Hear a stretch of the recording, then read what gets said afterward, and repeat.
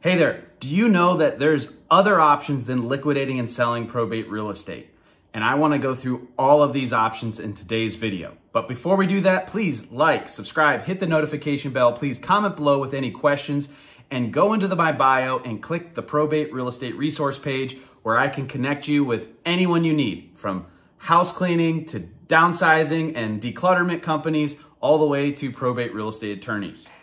Now, let's break into this. You don't always need to sell the probate real estate, but in order to make all of that happen, full disclosure, talk to your probate attorney and estate planning legal specialist so you can get the best advice possible. Today's video is all about general information regarding selling real estate or holding real estate for long-term income.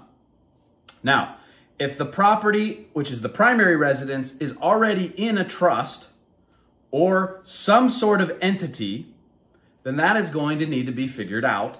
What is the objective with the liquidation of that piece of real estate? Or is that piece of real estate going to be plopped into a different entity or into the trust for long-term rental property goals? Now, in the will, in the trust, it may say this, right?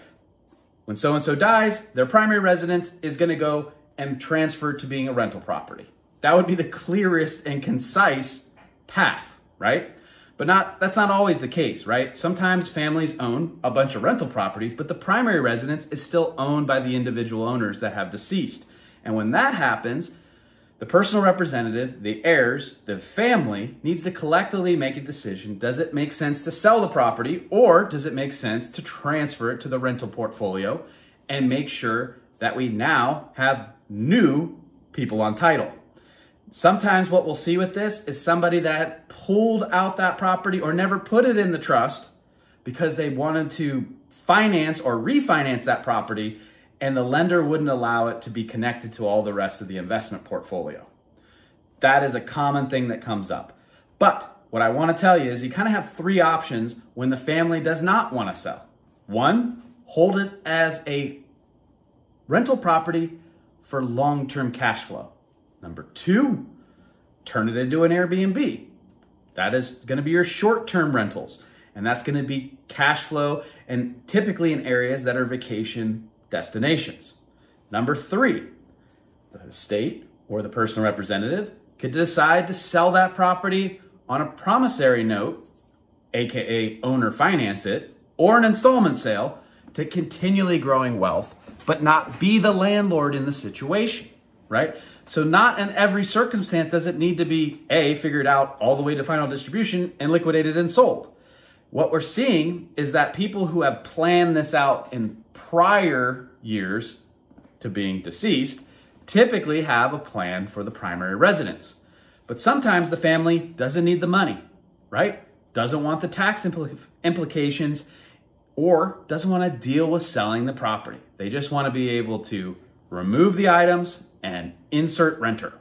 And so I want to talk about all of this and make sure that everyone has clear and concise guidance that you're going to need a few people on your team. First is a property manager if you have zero experience with rental properties.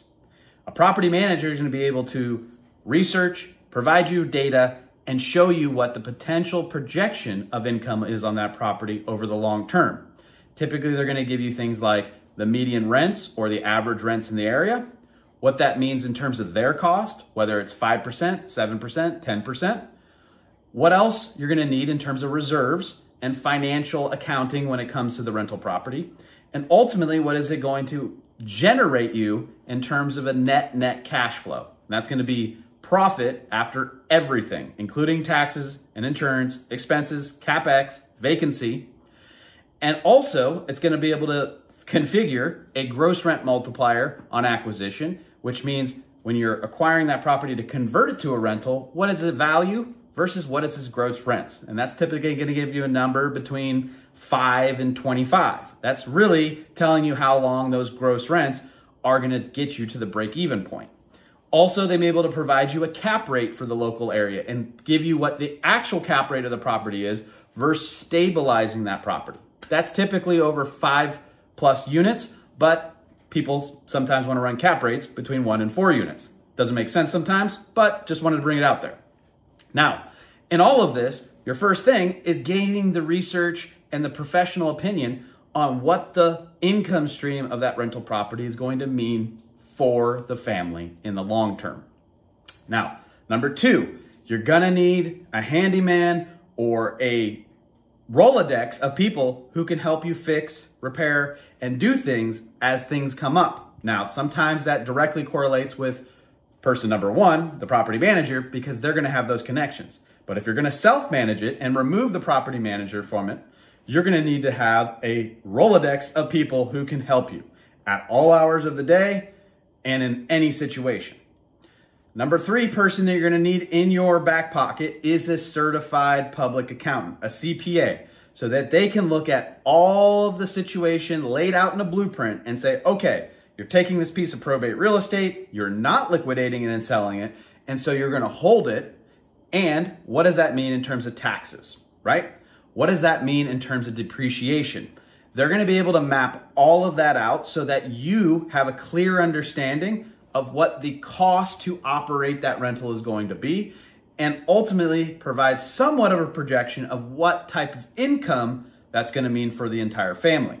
Now, if you have multiple people in the family that are gonna get a portion of the rental income, that also is gonna be a conversation with number four, an attorney that's gonna either set up an LLC, put that property into a trust, figure out the operating agreement for that piece of property and what that means in terms of distributions, what that means in terms of member capital contributions, what that really means in terms of how is that agreement going to operate? What happens if one of the family members eventually wants to sell it?